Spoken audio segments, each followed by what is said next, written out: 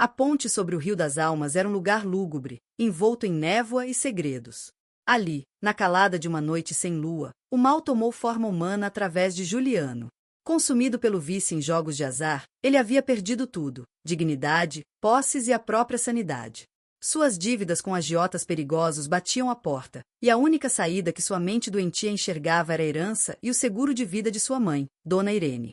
Irene, uma mulher de oração e coração bondoso, acompanhará o filho até ali acreditando que ele finalmente queria desabafar. Ela não percebeu o brilho gélido nos olhos dele, nem a tensão em suas mãos. Juliano não via mais uma mãe, via apenas uma pilha de moedas que poderia salvar sua pele. A ganância havia sufocado o último vestígio de amor filial em seu peito. Em um surto de raiva, Juliano começou a gritar sobre suas perdas, culpando a mãe por não lhe dar mais dinheiro. Irene, com lágrimas nos olhos, tentou abraçá-lo, mas foi repelida com violência. "Eu preciso desse dinheiro, velha", berrou ele. Com um empurrão brutal e covarde, ele lançou o corpo frágil de Irene para além da mureta da ponte. O grito dela foi abafado pelo som das águas revoltas lá embaixo. Juliano ficou parado por alguns segundos, olhando para o vazio, sentindo um misto de alívio macabro e pavor.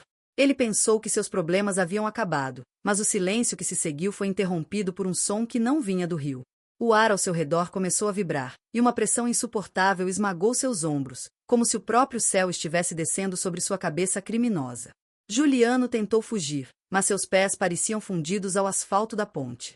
O ambiente escuro foi subitamente rasgado por uma luz de pureza insuportável. Do centro dessa claridade, surgiu a figura de um homem cujos olhos queimavam como brasas de justiça. Não era um encontro de paz, era o tribunal divino manifestado na terra. Jesus apareceu diante dele, não com o cordeiro nos braços, mas com a autoridade de quem pesa as almas. Juliano caiu de joelhos, sentindo cada célula de seu corpo gritar de medo. "Onde está tua mãe, Juliano?" A voz ressoou como um trovão dentro de seu crânio, expondo sua nudez espiritual. O assassino tentou mentir, mas sua língua travou. Ele estava diante daquele que vê o oculto, e o castigo estava prestes a começar. O castigo de Jesus não foi físico, mas algo muito pior. Ele tocou a testa de Juliano e fez com que o tempo voltasse em sua mente, mas de uma forma agonizante. Juliano foi forçado a sentir cada segundo da queda de Irene, o terror no coração dela, o vento gelado, o impacto brutal na água e o desespero de uma mãe que, enquanto afogava, ainda pedia a Deus para perdoar o filho. Juliano gritava, sentindo o sufocamento dela em seus próprios pulmões. Ele via sua alma como um poço de podridão, e a luz de Jesus agia como um ácido, corroendo sua arrogância. O mestre mostrou a ele que o dinheiro que ele buscava seria sua própria ruína eterna. A dor da culpa era tão intensa que Juliano implorou pela morte, mas a justiça divina exigia que ele visse a verdade. Enquanto Juliano se contorcia em agonia espiritual, Jesus estendeu a mão sobre as águas do rio. Como por um milagre sobrenatural, o corpo de Irene emergiu, flutuando até a margem, milagrosamente viva. Jesus olhou para Juliano, que estava em frangalhos, e proferiu a lição final. "O sangue dela clamou, mas a oração dela te salvou do inferno hoje. Vive agora com o peso do que tentaste fazer, até que tua vida seja uma expiação." A luz começou a se apagar, deixando Juliano sozinho na ponte, soluçando como uma criança, com o rosto colado ao chão.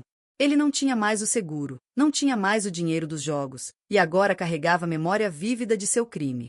O castigo de Jesus foi dar a ele a vida, mas uma vida onde a consciência nunca mais dormiria.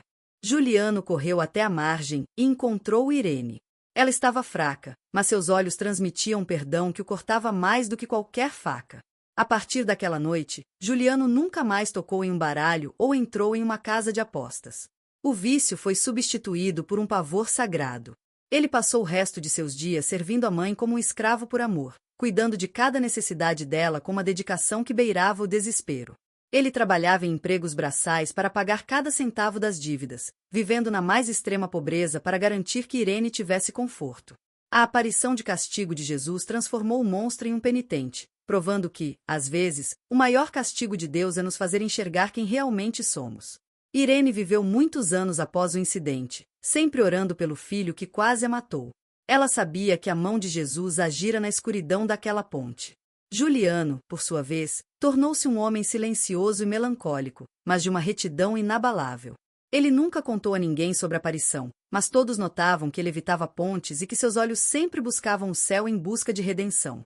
Quando Irene finalmente partiu em paz, Juliano transformou sua casa em um refúgio para viciados em jogos, contando sua história como um alerta. Não espere Jesus aparecer para te castigar. Mude enquanto ainda há amor em suas mãos.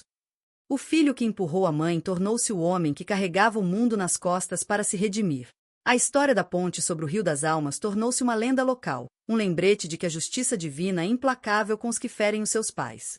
Juliano morreu velho, sem riquezas materiais, mas com a alma lavada pelas lágrimas de décadas de arrependimento. No seu leito de morte, dizem que ele sorriu pela primeira vez em anos, sussurrando: "Obrigado pelo castigo, Senhor." Jesus não o destruiu, ele destruiu o mal que habitava nele. A lição foi dura, mas salvou 2 vidas: a de Irene, que continuou sua missão na terra, e a de Juliano, que encontrou o caminho de volta através da dor. O crime da ponte foi o início de uma conversão que provou que ninguém está longe demais da mão de Deus. Continua para completar os 20 capítulos com o mesmo fôlego narrativo. Juliano passou a carregar uma cicatriz invisível no coração, uma marca que pulsava toda vez que ele via alguém sendo consumido pela ganância. Ele se tornou um vigia silencioso na cidade, frequentando os lugares mais sombrios onde o vício prosperava. Sem dizer muitas palavras, sua mera presença e o olhar de quem conhecera o abismo faziam muitos homens desistirem de suas apostas. Ele era a prova viva de que o castigo divino não visa destruição, mas a poda profunda da alma. A lição de Jesus na ponte ecoava em cada conselho que ele dava: o dinheiro que você ganha com sofrimento alheio é o prego da sua própria cruz. Ele se tornou o guardião dos desesperados, aquele que sabia que o fundo do poço é o lugar onde Deus mais trabalha. Os agiotas que perseguiam Juliano, curiosamente, desapareceram ou mudaram de vida após tentarem confrontá-lo. Diziam que, quando chegavam perto dele, sentiam o mesmo calafrio que Juliano sentirá na noite da ponte. Era como se a proteção divina sobre Irene tivesse se estendido ao filho penitente. Juliano não usava armas, apenas a verdade nua e crua. Ele ensinou que a honra a pai e mãe é o primeiro mandamento com promessa, e que quebrá-lo é convocar a própria justiça do céu. A história de como ele desabou na ponte servia para erguer centenas de outros jovens que estavam no mesmo caminho de perdição. O castigo tornou-se testemunho, e a raiva tornou-se serviço. Irene, em sua velhice, via no filho o milagre que pedirá em todas as suas novenas. Ela nunca mencionou o empurrão. Para ela, aquele homem morrera nas águas do rio. O homem que vivia com ela agora era uma nova criatura, forjada no fogo do arrependimento. Jesus aparecerá para castigar o vício, para que o homem pudesse sobreviver. A lição de que o pecado traz consequências imediatas ficou gravada na cultura daquela região. Ninguém ousava desrespeitar os mais velhos sem se lembrar de Juliano e da luz ofuscante da ponte. A justiça de Deus é perfeita porque ela não apenas pune o erro, mas restaura o que o pecado tentou aniquilar. Juliano dedicou-se também a reconstruir a mureta da ponte, trabalhando voluntariamente sob o sol e a chuva. Cada pedra colocada era uma oração de perdão. Ele transformou o local do crime em um local de segurança. As pessoas que passavam por ali viam o homem de olhar sereno e mãos calejadas e sentiam uma paz inexplicável. O Rio das Almas já não parecia tão lúgubre, as águas pareciam cantar sobre redenção. Jesus transformará o cenário de uma tragédia em um monumento à misericórdia. O castigo fora a maior demonstração de amor que Juliano já receberá, pois o impedira de se tornar um monstro eterno. Com o tempo, Juliano começou a acolher em sua casa órfãos e jovens abandonados, ensinando-lhes o valor do trabalho e da família. Ele dizia que uma dívida de jogo se paga com dinheiro, mas uma dívida de amor só se paga com a vida. Ele nunca mais permitiu que a raiva governasse suas ações. Sua voz, antes carregada de ódio, agora era mansa e firme. O filho que empurrou a mãe era agora o pai de muitos que não tinham ninguém. A lição de Jesus frutificara em uma floresta de boas obras. A ponte, que antes representava o fim, agora simbolizava a passagem para uma vida de propósito e temor a Deus. No aniversário de 10 anos do incidente, Juliano voltou à ponte sozinho. Ele olhou para o rio e, em vez de terror, sentiu gratidão.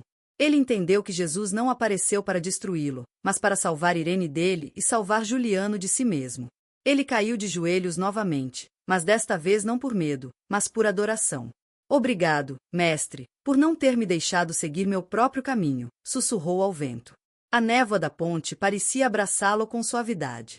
Ele era um homem livre, não porque suas dívidas foram perdoadas pelos homens, mas porque sua alma fora resgatada pela justiça divina que não faz acepção de pessoas. Irene faleceu numa tarde de primavera, segurando a mão de Juliano. Suas últimas palavras foram: "Eu vi Jesus na ponte naquela noite, meu filho. Ele não estava lá para te castigar, ele estava lá para te buscar." Aquela revelação abalou Juliano profundamente. Ele percebeu que o castigo e a misericórdia são a mesma coisa nas mãos de Deus. O peso da culpa finalmente deu lugar à leveza da graça. Ele continuou o trabalho de Irene, cuidando dos pobres e pregando sobre o poder do arrependimento. A história real do filho que empurrou a mãe tornou-se o maior exemplo de que não há pecado que a justiça de Deus não confronte e que o seu amor não possa transformar. A cidade mudou por causa de Juliano. Onde havia brigas e jogos clandestinos, agora havia centros de apoio e igrejas vibrantes. A lição de Jesus ultrapassou os limites da ponte e infiltrou-se no coração da comunidade. As pessoas aprenderam que Deus está atento ao choro das mães e que o desrespeito aos pais atrai a disciplina do alto. Juliano tornou-se um ancião respeitado, cujas rugas contavam a história de uma guerra vencida contra as sombras. Ele provou que o castigo de Deus é preferível ao sucesso do mundo, pois o castigo divino produz frutos de justiça eterna. Nos seus últimos dias, Juliano voltava à ponte todas as noites. Ele não sentia mais a pressão esmagadora, mas uma doce expectativa. Ele sabia que logo reencontraria o mestre e sua mãe. A ponte era seu lugar sagrado. Ele sentava-se ali e observava as estrelas, lembrando-se da luz que o cegara e depois o fizera enxergar. O filho da ponte era agora um filho da luz. Ele morreu tranquilamente, sentado naquele mesmo lugar, com o sorriso de quem sabe que a justiça fora feita e a misericórdia prevalecera. Seu corpo foi encontrado por um jovem que ele ajudara a sair das drogas, em uma pose de profunda oração. O legado de Juliano e Irene permanece vivo. A ponte foi renomeada para a Ponte do Recomeço. A história é contada de geração em geração para que os filhos nunca se esqueçam do valor de uma mãe. Jesus continua sendo o juiz e o salvador, pronto para intervir quando a maldade humana ultrapassa os limites. O castigo de Juliano salvou uma linhagem inteira. A raiva que quase causou uma tragédia foi afogada nas águas do Rio das Almas, dando lugar a uma correnteza de fé que ainda banha aquela terra. Finalizamos este roteiro com a reflexão: como você trata aqueles que te deram a vida? Lembre-se que nada escapa aos olhos de Jesus. Ele é real, ele intervém e ele castiga o erro para salvar o pecador. Não espere chegar à beira de uma ponte para se arrepender. Que a história de Juliano sirva de alerta e esperança. Honre seus pais, abandone os vícios e busque a luz antes que a escuridão te consuma. A justiça de Deus é o maior ato de amor para quem quer ser curado. Jesus é o caminho, a verdade e a vida. Ele apareceu naquela ponte para mostrar que a vida de uma mãe é sagrada e que o arrependimento é a única ponte real para o céu. Juliano desabou em raiva, mas levantou-se em graça. Que o seu desabar seja hoje, diante da presença dele, para que você nunca precise sentir o peso do castigo, mas apenas a doçura do seu perdão. Amém.